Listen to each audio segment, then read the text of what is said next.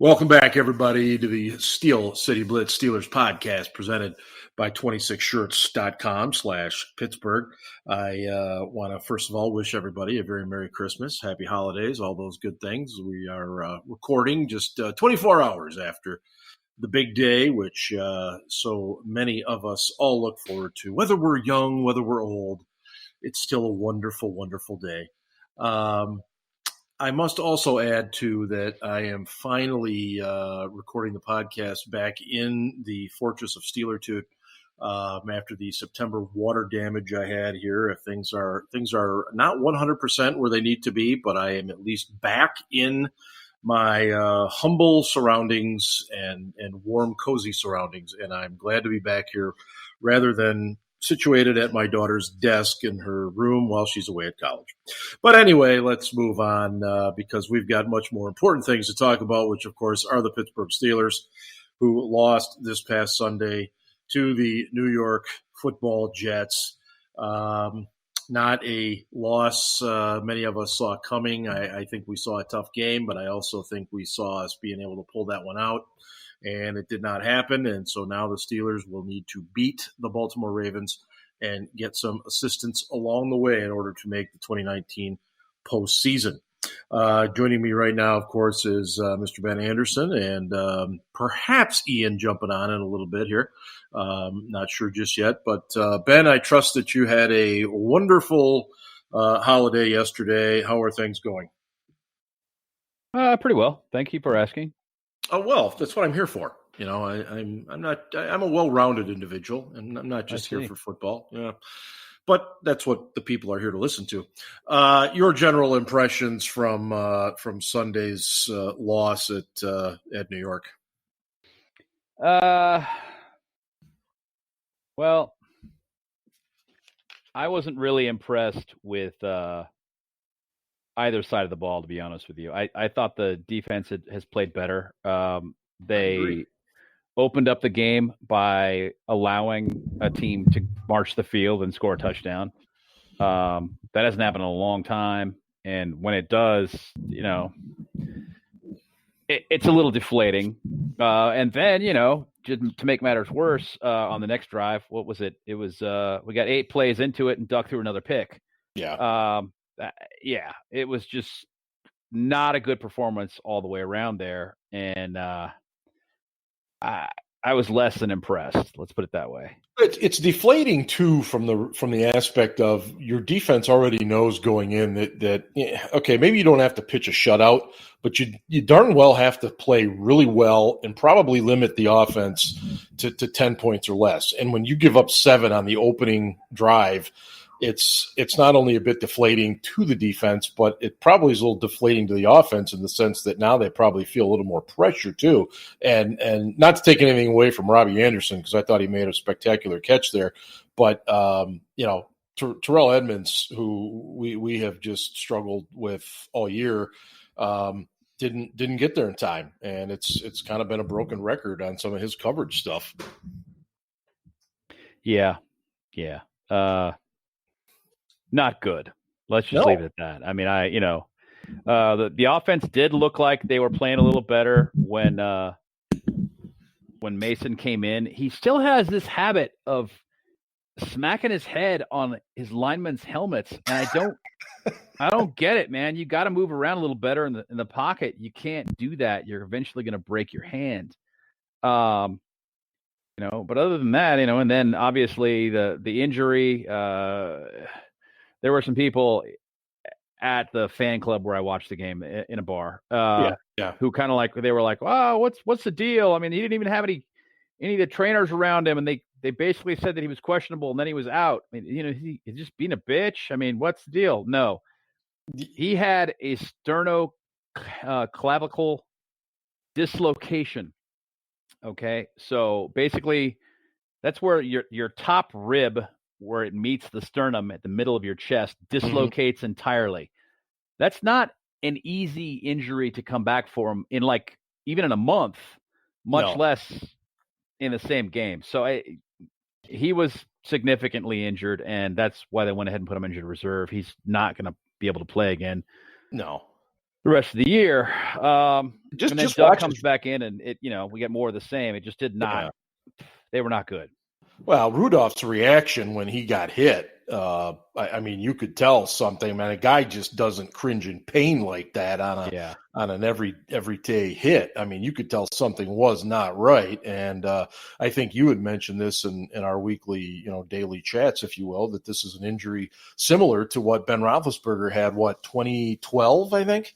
Yeah, similar, but not quite the same. Ben, It was 2 ribs. One that completely dislocated and one that was just it was separated, which is to say that it's still attached, but it was further apart than it was supposed to be. And Ben came back from it actually a little quicker than Mason's projected to come back from this. So, who knows? He's going to come back when he comes back. I'm fairly certain the season will be over when he finally does. Definitely, or when he's ready to play again. Let's put it that way. Yeah, no, I agree, and I do want to mention a little bit about some comments that David DeCastro, made this week, during an interview. And DeCastro is a guy that I think most of us really like, not just as a player, but he tends to not want to say a lot to the media, and when he does, it's usually pretty straightforward, as this was. And his comment was, "We are not even doing the bare minimum." Right. That's not a lengthy, long-winded statement, but I thought it carried quite a bit for me. What did you take out of that? I mean, I hate to be that guy that says, "I told you so," but I've been saying for 14 weeks, the offense is not executing. They are not executing. Yes, the play calling could be better, but the players are not executing. And he's right. Yeah. They just didn't. They looked terrible. They're not even executing the basics. And that includes the offensive line and everybody else in that unit. So I wholeheartedly agree with him. Basically, he was saying he was ashamed, and I agree. Yeah, I do too, and I think it's a good, and you went exactly where I thought you were going to go with that. I think it's a perfect illustration of what you and many others have said, in that it's not always coaching. As much of a problem as we've had with Randy Fichtner, it also comes down to the players not being able to execute. And I really think that's part of what it was. And I think when you say we can't do the bare minimum, that's exactly what you're saying is, look, they're telling us what to do and we can't even do that. It's not just that we can't make the extra block. It's not just that we can't make an extra move to elude a tackler. It's that we can't do the bare minimum right now. And I think it just goes back to something we all know, how freaking crucial the quarterback position is in the NFL. If you don't have a quality guy taking snaps, a guy that can do a whole heck of a lot, not just physically, but mentally as well, you are so far behind the 8 ball week to week in the NFL. And look, Duck Hodges has been a fun story. And of course, Rudolph has been, on just this unbelievable roller coaster this year. And obviously his year's now done. But right now, Duck is not. He's never going to be more than a journeyman, maybe start once in a while type backup. Rudolph, I don't even think he's going to be that. I'll be might honest not with be. you, Mark. I question whether or not he makes a team next year. I agree with you. It was a nice story, and maybe he can stick around as a third team guy. I'm not convinced that he is a legitimate NFL quarterback. I thought he had a chance to be one, maybe. Now, I don't know, man. They're gonna watch film of him getting hit, getting rattled, making mistakes, missing open receivers, and they're gonna come after him hard for the rest of the time that he plays in the NFL. And until he proves to them that he can beat that, it is just. Do you think that's part of why he's looked bad the last couple of weeks now, because there is enough NFL film on him? Well, now, I mean, basically the Jets just copied what the Bills did and said, "Yeah, we dare you to throw over our heads. Have at it." Right. We're going to pressure you because we know you'll throw bad balls when you're pressured to try and get rid of it. And, he has. So let me ask you this. If you're the Steelers offensive coordinator and this is the hand you're dealt and you've got to deal with Duck Hodges as your quarterback, I mean, what would you be trying to do differently with him? Is there anything you could do differently with him to give your offense? Get the ball out of his hands quick. Crossers, slants, easy routes, money routes, 5, 6, 7 yard routes that are just simple. Get the ball out of his hands in 2.5 seconds tops. Screen passes, running back screens, tight end screens, design draw screens. We talked about this last week, spreading out the offensive line so that the defense has to be spread out. Give yourself an opportunity to do something. Get yourself a little more time. Ramon Foster did not have a good game again. BJ Finney did not have a good game again. He's not a good center, in my opinion. No, he's going to be in there again on Sunday. Yeah, and he should be playing guard. That's his best position, which is funny because he's a college center. Snaps have been a problem for the last several weeks. I don't know what the deal is, but not being able to handle the center quarterback exchange, that's a big problem. That's big problem. And they need to get that resolved yesterday. Yeah. So it's things along those lines that I would look to fix. But, it also comes back to what DeCastro said. Just getting back to basics. Just get back to basics with these guys. I don't know if they have any padded practices left, if they can still do a padded practice. But I would have had them in full pads on Wednesday and been like, I know it's Christmas, guys, but back to basics. Here we go. Merry Christmas, gentlemen. Yeah, and just so everybody's clear, the current collective bargaining agreement only gives gives teams, I believe it's 15 fully padded practices. Yep. 15? I believe that's right. Or 14? It's 14 or 15. It's right in that ballpark. Yeah. 14 or 15 fully padded practices per season after camp is over.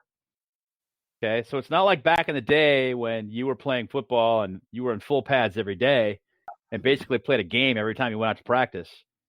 It's one padded practice per week, tops, maybe not even one.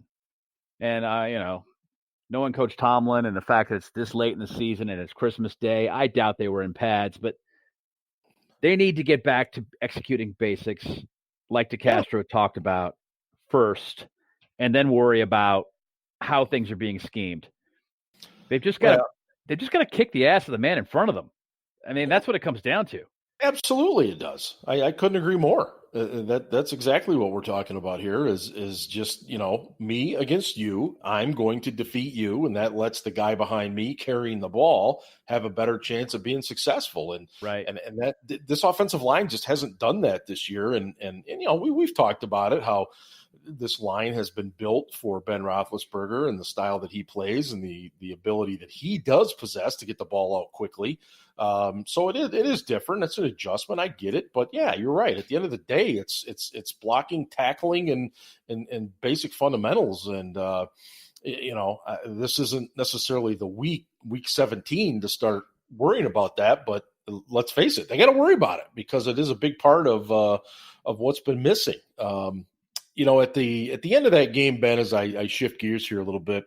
The Steelers had a couple of opportunities. There was a throw to James Washington, and then there was the last throw on fourth down to Juju. And, obviously Juju's had a rough year, injuries. The numbers are way down for a multitude of reasons and everything. Or his targets.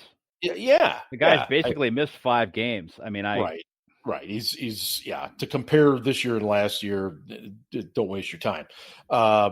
What did you think about his comments at the end? Because there were a lot of fans that were I guess they took it a little bit one way. Some took it a little bit another way when he tried to shoulder the blame for that. I want to start at the beginning with the play. Yeah. Terrible play call. Sorry, Randy. You suck too. 4th and 7, and you got 4 receivers running vertical routes. You needed a hot route at least a hot route. Even if it was a hot route to the sticks, you needed a hot route. Pass rush got right in. Terrible performance by the offensive line. Yeah. They just let guys in just like they were a sieve and they were straining out spaghetti. It was awful. So Ducks got to heave it up. He throws it. It was not a great pass. In fact, it was terrible, but he was lucky to get it off. Yeah. So I don't really fault him for that being a terrible pass. True. But it was short and it was inside. So Juju had to turn back toward the DB as opposed to, using his body to box out the DB. Yeah. And he's got to reach inside. He almost had it, and dropped it. Not an easy catch. No. Okay. No. Not at all. Not even maybe. All right. There are a handful of guys in the league that can make that catch. I realize he's a professional, all of that, and he didn't make any excuses about it whatsoever. What I made of his comments after the game and what he said was, it's all on me. If I make that catch, I score a touchdown. That's pure exaggeration. There were 2 guys there. If he makes that catch, he gets tackled within 2-3 yards. Okay.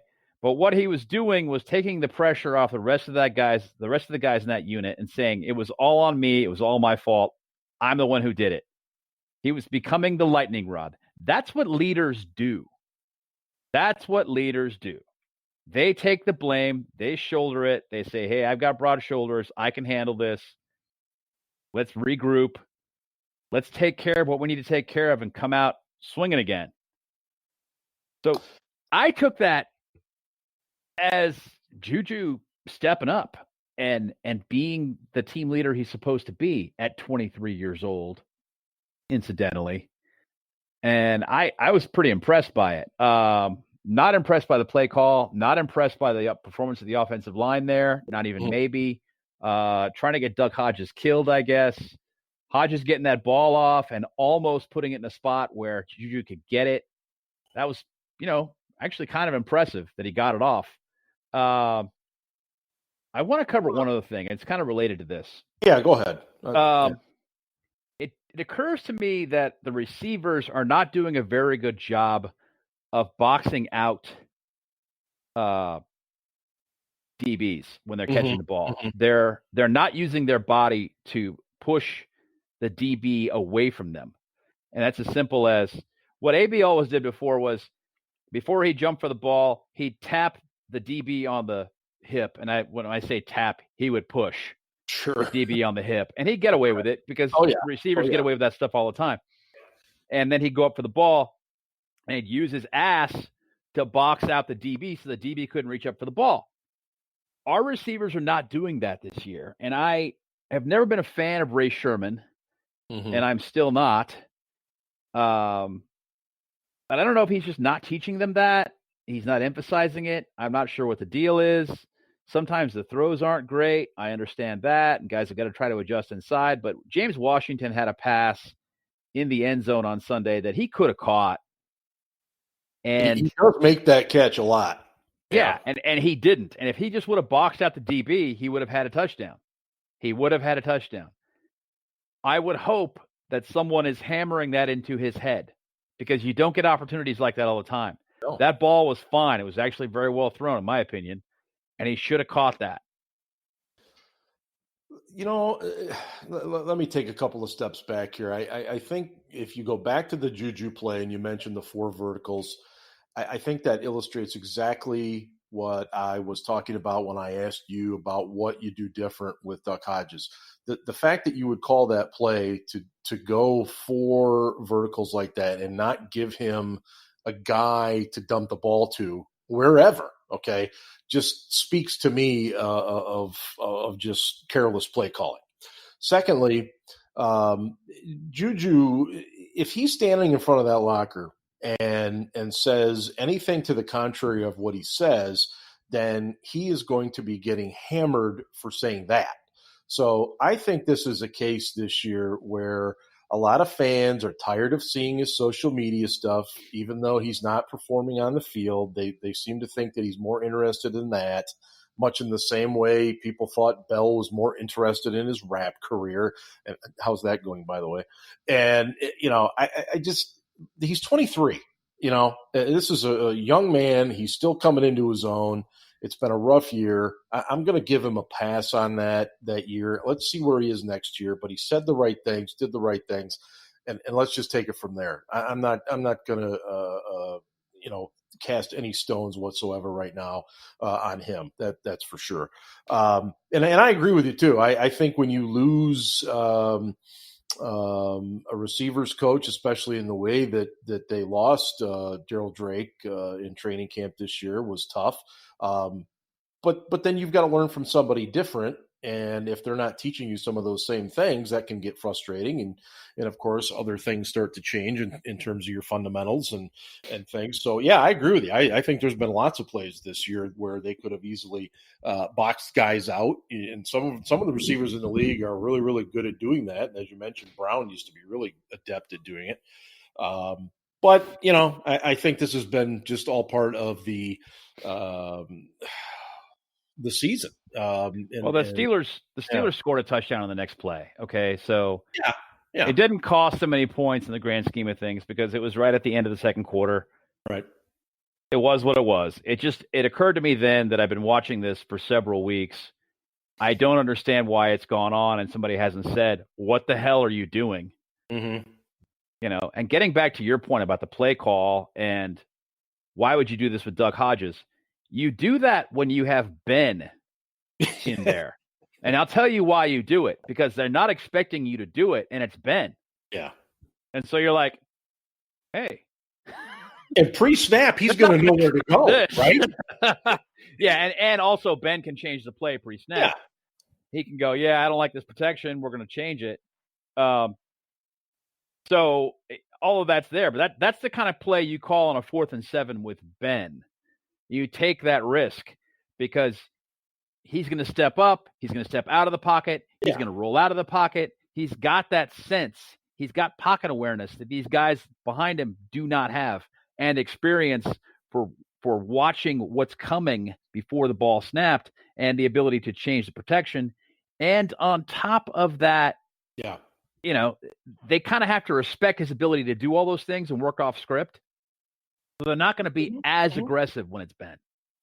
Yeah, no, you're exactly right. We're talking about a very completely different situation here with Ben back there, but it just illustrates the point that you had made earlier. You are listening to the Steel City Blitz Steelers Podcast presented by 26shirts.com.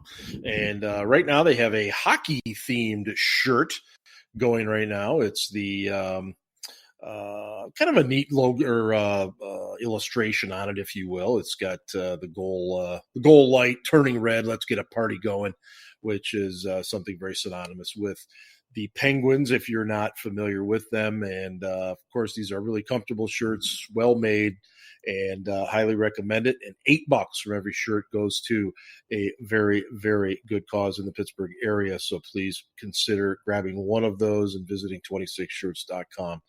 Period. Earlier today, and I couldn't help but think back a year, Ben.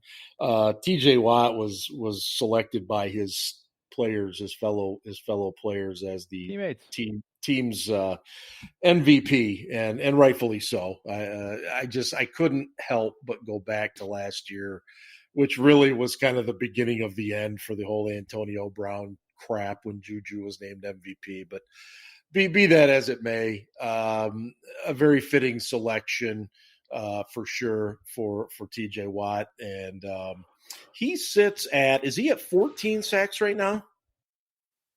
I don't know. I think he's at 13.5 or 14. I'm not sure. So he would need 2 this weekend to tie James Harrison for the team record sacks in a season. And what's kind of fascinating about that is he's going to be going up against RG3, who is going to move around a lot. And a lot of times when you go against guys like that, they can move themselves right into your lap. And so who knows? Maybe he's got a chance at getting tying the record, maybe even breaking it. Who knows? But I'm excited for him. He's been an absolute ray of light this season, and certainly a guy like Minka Fitzpatrick was somebody to be considered as well. And Cam Hayward, I think, has had a really, really good season, especially considering his line mate has been gone for the majority of it. I gotta give props to Tyson Alualu. He seems so much better this year than he was last. And he didn't have a terrible season last year. He just wasn't, as strong. This year, I don't know what happened with that guy, but he is just playing really well. We're lucky we have the kind of defensive line depth we have with the Steelers, because otherwise a guy like Tuitt going out, you just wouldn't even be able to attempt to make up for that. And it's still let's not pretend that if Tuitt wasn't playing right now, they would be even better than they are. Yeah, I mean, it would be fascinating to see where they are, or would be with him. And, Hargrave as well. I can't not mention Hargrave. He's had a very solid season. I think he disappears at times, which defensive versus line, the run. Yeah. And that's exactly where I was going. Yeah. Do you think, just switching gears a minute, do you think that's maybe why they weren't in such a hurry to get him a deal this offseason? No. No. They drafted him knowing what his strengths were and weren't. Yeah. He's not a plugger. Right. He's a 3-tech. Honestly, in the Steelers defense, he's playing a bit out of position, and unless he's playing in a passing down. When he's playing in the nickel, it's great. He's very effective. Yeah. It's outstanding. But when they have him at nose tackle, he's not cast in the right role. And I think he knows that, and they know that. And, it is what it is. I mean, they wanted a guy who was versatile enough to be able to play the pass, because that's what the NFL is based upon now. Oh, I get it. Yeah. No, definitely. I did want to mention that, too, just shifting some more gears here over, to the offensive side of the ball. Chris Mortensen reported basically two things within the span of a couple hours this week about Ben Roethlisberger, suggesting that, his future's up in the air because the type of surgery he had, was regretting maybe it should have been Tommy John surgery, blah, blah, blah. And then he comes back with, well, he's fully committed. He's going to be ready for 2020. What is the Pittsburgh Steelers' future at quarterback right now, as you see it? It's still Ben.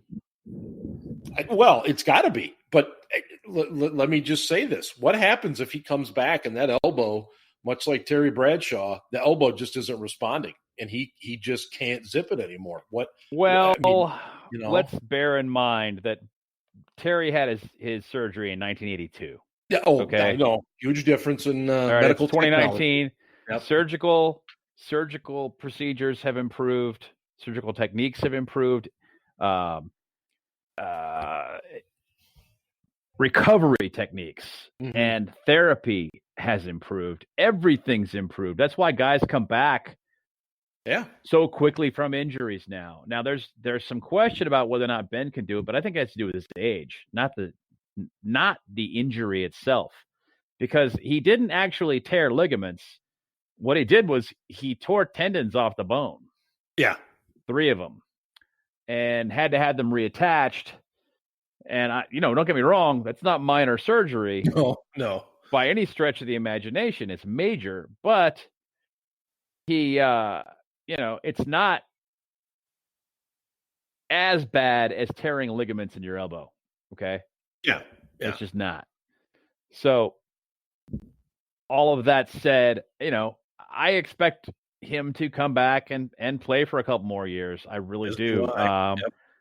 I don't think he necessarily will come out of the gates just, firing on all cylinders. There may be an adjustment for a while, but he's still Ben. I mean, as competitive as that guy is, I expect him to come back and still do his thing for a while. And we'll see, what comes of it. But I don't see the Steelers taking a quarterback next year in the draft. I don't really either, but what I do think will happen, I do think they'll find a veteran, free agent veteran type, to come in and challenge Rudolph a little bit. I'm not suggesting a high price guy by any stretch. We're not going to be able to afford that anyway. But I do think you'll see something like that, because I think if they've learned anything this year, that having to fall back on Duck Hodges has not been exactly the thing you want to do in this situation. And I know some people say, well, geez, they got Paxton Lynch. Well, there's a reason Paxton Lynch is where he is. So I just gut feeling. I don't think they'll draft one either, especially not having a first and a third. They're going to have to really be smart with their selections in the draft. But yeah, I think Ben will be back. I mean, you talk about competitive. The guy won't shave his beard until he can start throwing again. So, I mean, that tells you right there. Look, I'll just tell you, I don't think they necessarily will be bringing in a veteran. I don't agree with that, and here's why. Okay.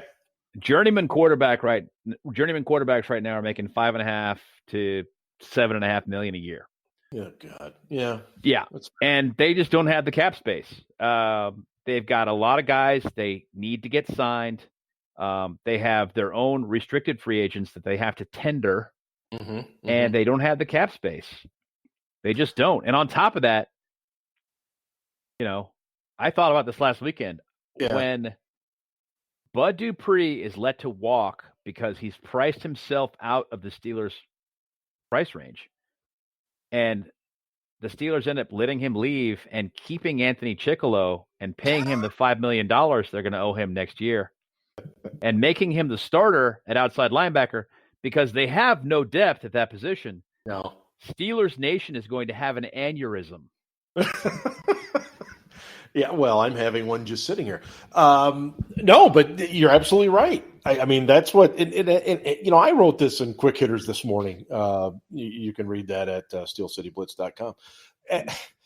I don't talk a lot about the salary cap, especially if it's parts of it I don't understand. I'm not going to sit here and tell you the Steelers need to franchise tag Bud, and then they need to re-sign BJ Finney. And then I'm not going to tell you those things because I know they can't happen, because I do know what the Steelers cap situation is. Now, can I speak to the very small technical parts of it the way you and Ian can? Absolutely not. And that's why I keep my mouth shut. So when I see people on Twitter talking about, well, they're going to sign Bud, they're going to sign Finney, they're going to give Watt an extension, they're going to give Juju an extension, it's like, do they think you can just spend all the money in the world you want? And just I think the thing that people under the cap? I think the thing that people don't understand this year is that they're in the final year of the collective bargaining agreement. And they cannot restructure contracts.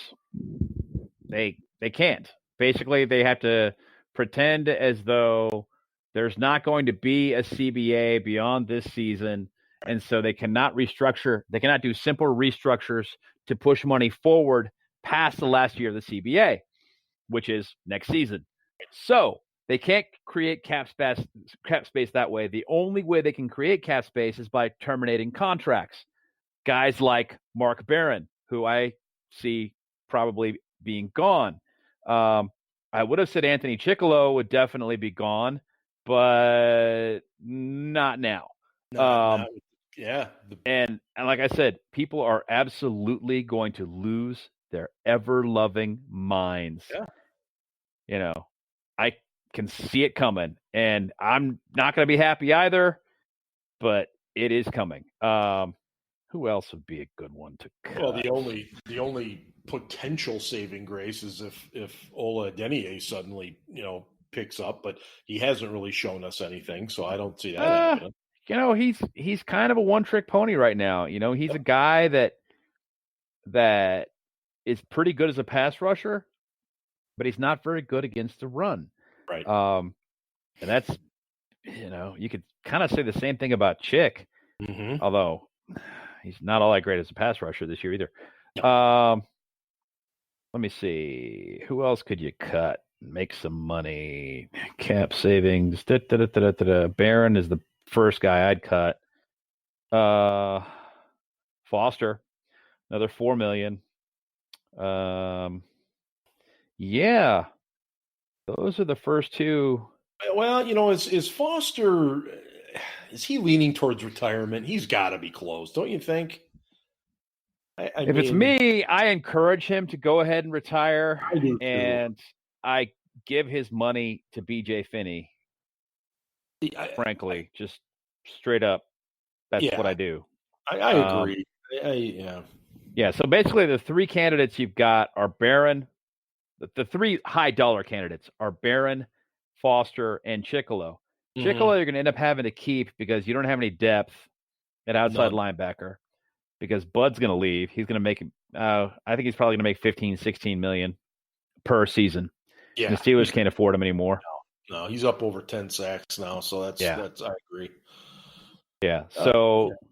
Yeah, I mean, it kind of is what it is. You could cut Alu, but you'd be stupid to do that. Speaking of linebackers, real quick, I do want to say kudos to Ulysses Gilbert, Steelers rookie, who he's from South Florida originally. He played his college ball at what was he, Toledo? I think was he Toledo? Yeah, I know he's in the MAC. And he walked into a store this weekend and laid out over $10,000 to cover layaway costs for over 60 people. And he deserves the accolades because this is a 6th-round draft pick. And, he's not making a ton of money, comparatively speaking, to what many of his teammates and other players around the league are making. So good for him for doing that. I thought it was really cool. I caught that last night and wanted to make sure. Played at Akron. Akron, crap, that's right. I knew it was a MAC school. Dang it. Yeah. Well, I mean, he got his signing bonus. $127,000. So he probably got $60,000 after taxes.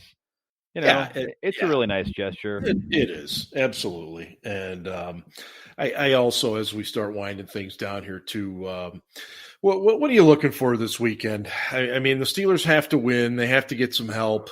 Baltimore is resting a lot of guys, but, two guys I don't think they're going to be resting are Marcus Peters and Humphrey. And, I still think they're going to be a formidable matchup this weekend. And John Harbaugh is not going to want to lose to the Steelers regardless of the situation he's in. No, he's not. What am I looking for? We talked about the things that the offense could do. I don't know if they necessarily will do them. Going to have to try and play. Going to have to try and beat the Ravens at their own game, which is ball control football. In order to do that, you got to sustain drives. I don't know if this offense can do that. Our defense, I look for them to try and contain quarterbacks rather than just straight up rushing them. I mean, inside pressure is great. That works. But outside, more of a contained kind of a situation than an all out try and get to the quarterback type deal. And for those that saw the Steelers pick up JT Barrett this week, that was not in hopes that he would become the future starting quarterback of the Pittsburgh Steelers. No, he was brought in to portray one Robert Griffin III for the defense and scout team action. So, and that was a nice pickup. That was a nice move. I think it was a good idea to do that. Yeah, no, I agree. And,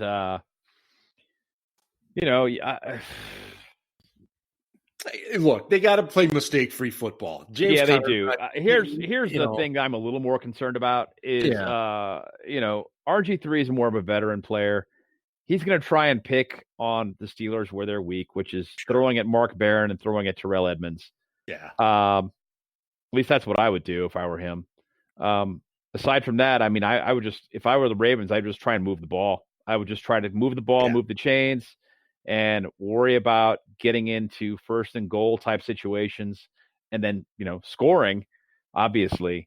but I wouldn't try and get big chunks of yardage. I would just move the ball a little bit at a time, hang on to it, run the clock. If you win, you only score 20 points, you're probably going to beat the Steelers, honestly. Right. So I agree. This is get to 17, and you've probably beaten the Steelers, just in the situation we are in. And again, we've got to have a little bit of help along the way too to make this whole thing work. And past history has not been kind to the Steelers in that regard. When we've needed help to get in, we haven't always gotten it. And that's why you take care of things yourself, but it just hasn't come to pass. And obviously we're going to root like hell for the Steelers to get it done this weekend and see what happens down in Houston and other places across the AFC. But unless you've got anything else to add, I think we're gonna wrap things up for this one, Ben. Not much. I mean, I still hope, obviously, that they win this game. Oh, yeah. And then get some help from the Texans by, taking out the Titans. Mm-hmm. But if they don't, I'm not going to be shocked. I hope it happens, but I'm not going to be shocked. I will be very disappointed. I really wanted to see these guys get to the playoffs just to say they did it. So, let's hope for the best. I don't necessarily see it happening, but I'm hoping.